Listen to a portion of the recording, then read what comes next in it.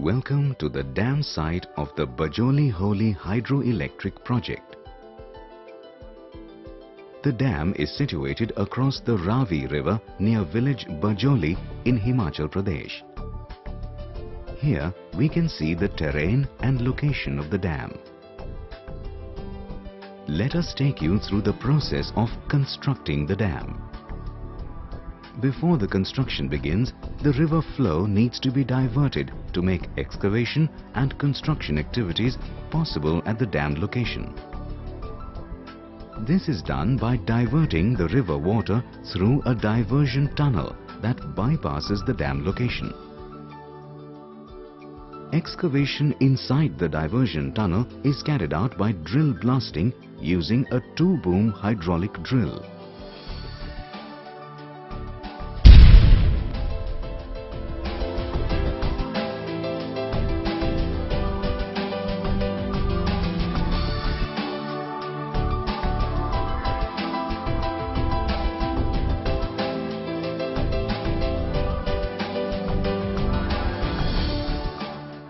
The excavated material is stored near either end of the tunnel. The diversion tunnel is excavated from both the upstream as well as the downstream ends, gradually progressing towards each other. Simultaneous to river diversion, excavation for dam abutment, both in soil and rock, is taken up. Excavation is carried out with a small excavator and 1-boom hydraulic drill.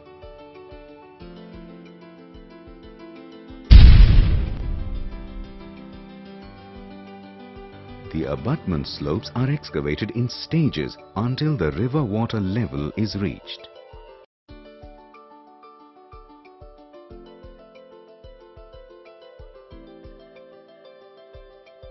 The excavated material is stored on either bank for further use in coffer dam construction.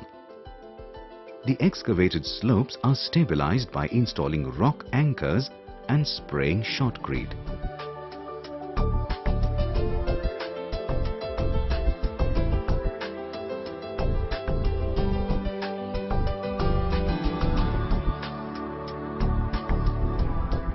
Upstream and downstream closure dikes are constructed using the excavated material by the end-on method.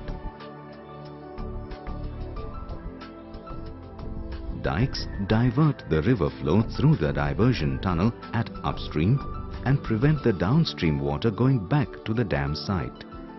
Upstream and downstream coffer dams are then constructed using the material excavated from the abutment slopes and the diversion tunnel. Water between the coffer dams is pumped out to expose the river bed. Further excavation is now carried out up to the dam foundation level. Simultaneously, tower cranes, batching plant, wet belts and other construction facilities are erected at appropriate locations. Let us now understand in detail the trajectory of material movement involved in the process of building the dam structure. Dumper trucks travel via an approach road to the aggregate silos and dump the crushed aggregates in the respective silos.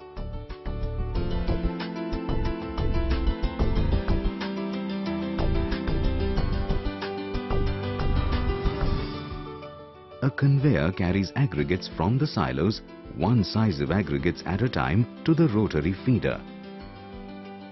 The rotary feeder mechanism directs the aggregates flow to the respective conveyors and subsequently to the hoppers in the wet belt system.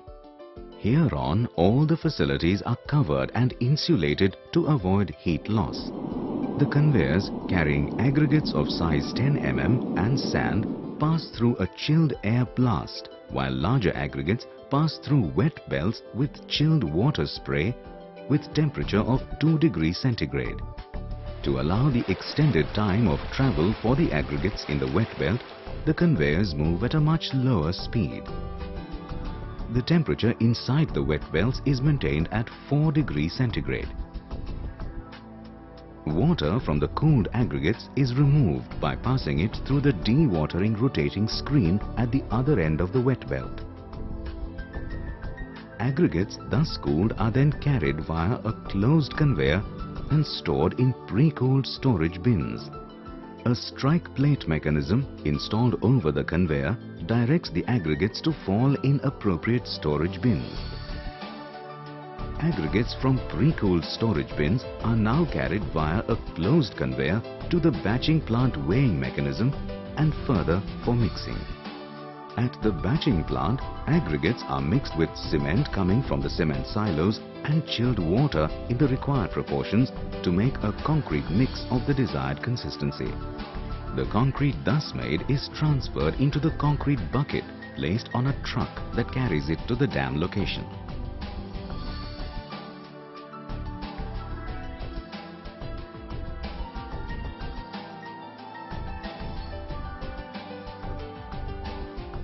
The crane keeps down an empty bucket, picks up the loaded one and delivers the concrete to the desired location of the concrete fill that is demarcated by steel shuttering.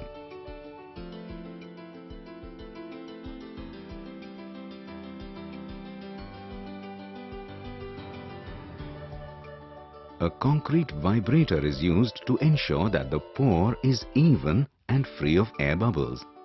Concrete is placed in layers of about 300 mm thickness along the block width in a 3-meter layer at a time so that cold joints during placement are avoided. With slabs spanning the width of the dam, the entire structure is eventually built.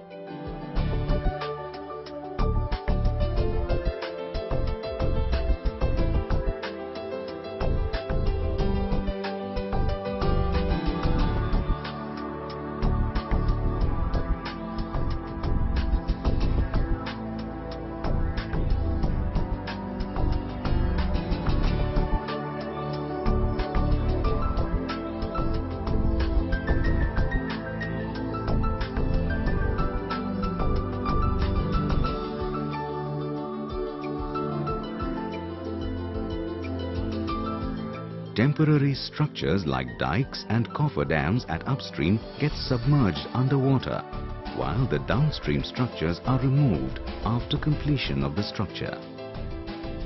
What we see now is the completed dam.